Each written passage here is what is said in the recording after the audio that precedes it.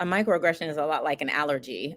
It's sitting in your DNA until you find it, right? Like until the perfect storm triggers it. And I often use the fact that I have eczema. And when I just found out in 2016 that I have eczema. And when the doctor told me that, I said, no, I don't.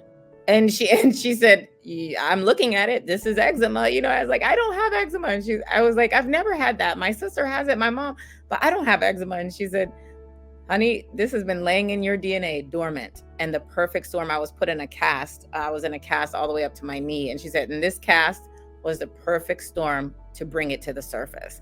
And so a microaggression is something that's sitting inside of us because of the biases that we carry. And but what society has taught us is to focus on the microaggression as an isolated event.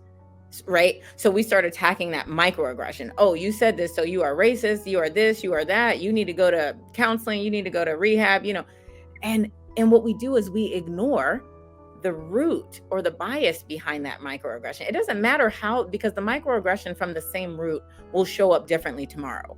You will say this today and we'll like whack-a-mole, hit it with a hammer, and then tomorrow you'll say something different that comes from that same place of bias. So when I say canceling the microaggression, we absolutely can cancel the microaggression by getting into an intimate interrogation with our biases. And that's where the focus is, on canceling the microaggression. When you know what, and you know clearly and intimately. When I say intimately, I walk around and when I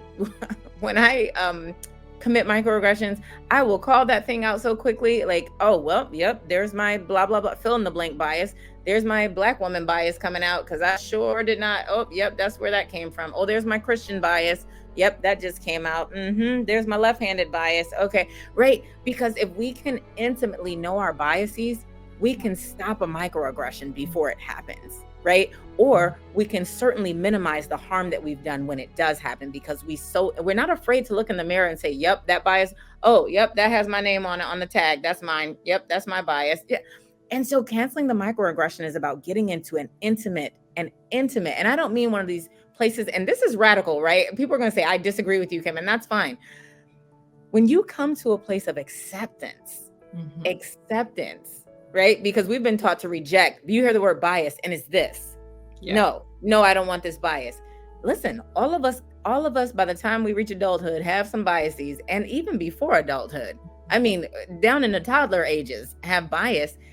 And if we accept that those are the ones that we have, we can start interrogating them and creating a relationship with them, so that we can loosen the grip that they have on us in our sometimes most highly charged moments. Because that's when those microaggressions rise to the surface. I say, don't interact with me across difference. Don't engage across difference. If you're hungry, you're tired, you're frustrated, annoyed, sleepy, any of those things, when our defenses are down, you're traveling, don't do it. Don't do it.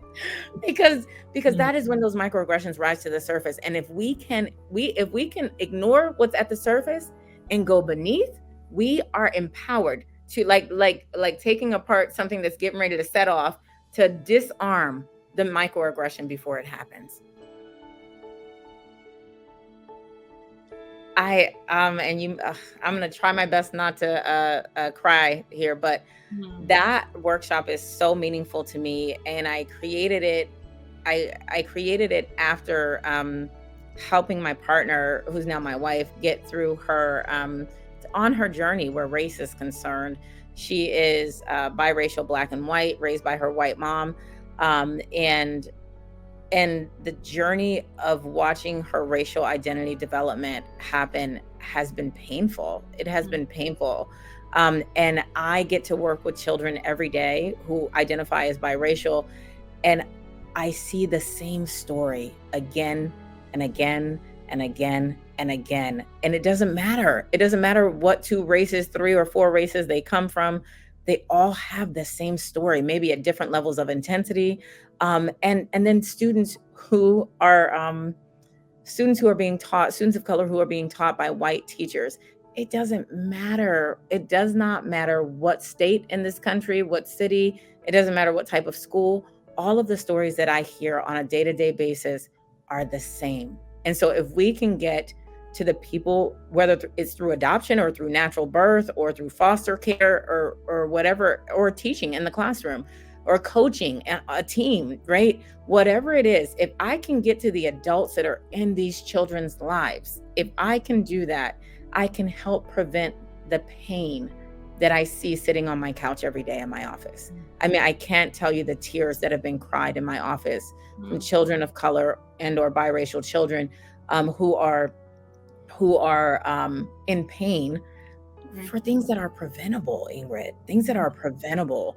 And so giving that workshop and empowering white folks who are raising kids of color or teaching or coaching or mentoring kids of color, empowering them with the tools that they need to be able to do the good that they set out to do without harming the child is just so powerful. And the feedback, the letters that I've received have brought me to tears. Like, Kim, I didn't even know I was doing these things, or I didn't even, like, thank you so much for empowering me. Like, I feel more confident going in and working with these students. I feel more culturally competent.